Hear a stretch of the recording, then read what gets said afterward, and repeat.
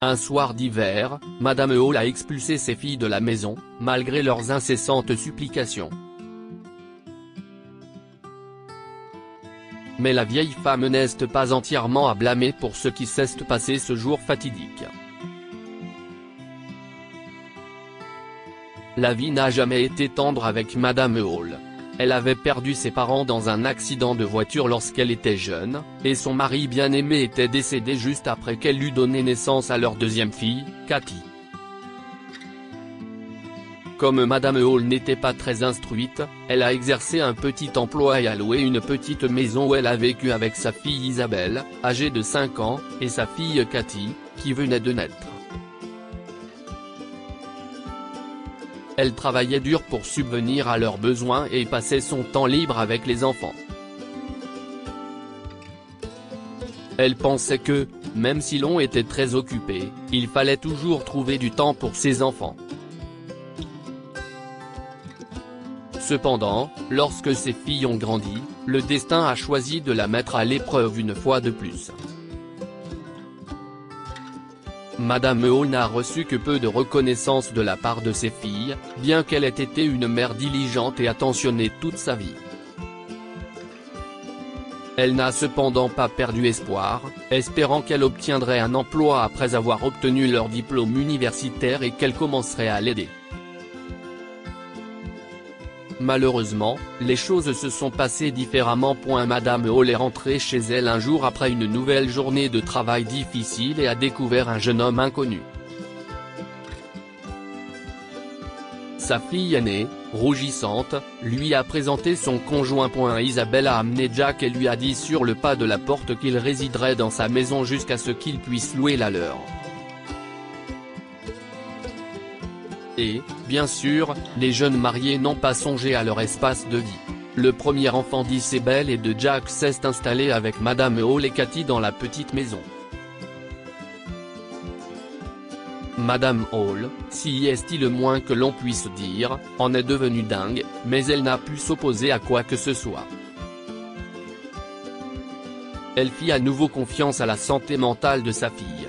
Mais comme la maison était petite, des querelles sont apparues au fil du temps. Au début, les filles vivaient dans une pièce et Madame Hall dans une autre. Puis la cadette, Cathy, s'installa dans la chambre de sa mère, tandis que la jeune famille de son aîné restait dans l'autre pièce.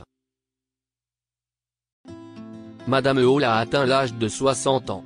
Elle était fatiguée de s'occuper de toute la famille, mais elle n'avait rien à redire, par respect pour les sentiments de ses filles. Après tout, une mère ferait n'importe quoi et n'hésiterait pas à se sacrifier pour ses enfants. Madame Hall ne faisait certainement pas exception à la règle. Mais un jour, Madame Hall a baissé les bras. Elle n'a plus supporté d'être considérée comme acquise et est passée de la douce maman qui avait tout fait pour ses filles à une femme qui a mis ces dernières à la porte. C'était un soir d'hiver. Madame Hall venait de rentrer du travail et était assise près de la cheminée pour se réchauffer quand soudain, elle entendit la sonnette de la porte. Lorsqu'elle l'a ouverte, elle a vu Cathy en compagnie d'un homme. Pourquoi rentres-tu si tard, Cathy? Et qui est ce jeune homme? Demanda Madame Hall, déconcertée. Les joues de Cathy ont rougi.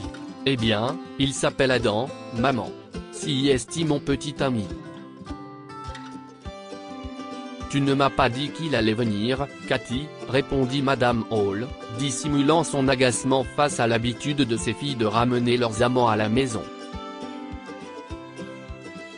Oh, non, Madame Hall, ce n'est pas grave, intervint Adam. Pouvons-nous entrer à l'intérieur? Madame Hall hocha la tête avec hésitation et les fit entrer. Elle proposa à Adam de s'asseoir devant la cheminée et plaça une bouilloire sur le feu. Lorsqu'elle eut fini de préparer le thé, elle disposa 3 tasses sur la table de devant et entendit une à Adam. « Alors, que fais-tu dans la vie, Adam ?» demanda-t-elle en buvant une gorgée de sa tasse. « Je suis toujours à la recherche d'un emploi, Madame Hall. Cependant, je pense que je pourrai bientôt me fixer, répondit Adam. Merveilleux. Alors, tu vis toujours avec tes parents? Eh bien. Adam commença à parler, mais Cathy lui coupa la parole. Maman, Adam et moi avons l'intention d'aménager ensemble. Son père est assez strict et il a dit à Adam que nous ne pouvions pas nous marier tant qu'il n'avait pas trouvé de travail. Et dit Madame Hall en jetant un regard perplexe à Cathy. Adam et moi attendons un enfant, maman. Je suis enceinte. Madame Hall fut déconcertée. Un enfant? Vous n'êtes pas stable financièrement et vous n'avez pas d'endroit où loger non plus. Comment comptez-vous élever cet enfant? Si est ce que je disais. Nous pensions emménager ici, déclara Cathy à voix basse. Quoi? Pas question, Cathy, répondit Madame Hall avec insistance. Nous n'avons pas assez d'espace. Isabelle et son mari vivent ici depuis 2 ans déjà, et aucun des deux n'a pu trouver de travail. Je subviens encore à leurs besoins et je ne pense pas pouvoir le faire à nouveau. Mais maman, si Isabelle peut rester ici avec sa famille, pourquoi pas moi? Adam et moi trouverons sûrement un travail. Tu peux faire les aménagements dans le salon ou éventuellement dans la cuisine pour ce qui est de l'espace. Adam et moi ferons les arrangements dans ta chambre. Madame Hall posa silencieusement sa tasse sur la table et lui sourit. Tu as raison, chérie. Nous devons faire quelques changements. Oh, vraiment? On peut rester? S'exclama Cathy aux anges. Non, chérie, tu as raison, je n'aurais pas dû permettre à Isabelle de rester ici. Madame Hall a alors crié à plein poumon. Venez tous ici, vite. Isabelle et son mari sortirent précipitamment de leur chambre. Il faut que vous partiez d'ici tout de suite. Faites vos valises et trouvez un logement. Tout le monde fut stupéfait. Mais maman, où allons-nous à cette heure tardive? Il neige dehors et nous n'avons pas d'argent ni d'autre endroit où rester. En plus, j'ai un bébé et Cathy est enceinte, se lamenta Isabelle. Si est ton problème, chérie?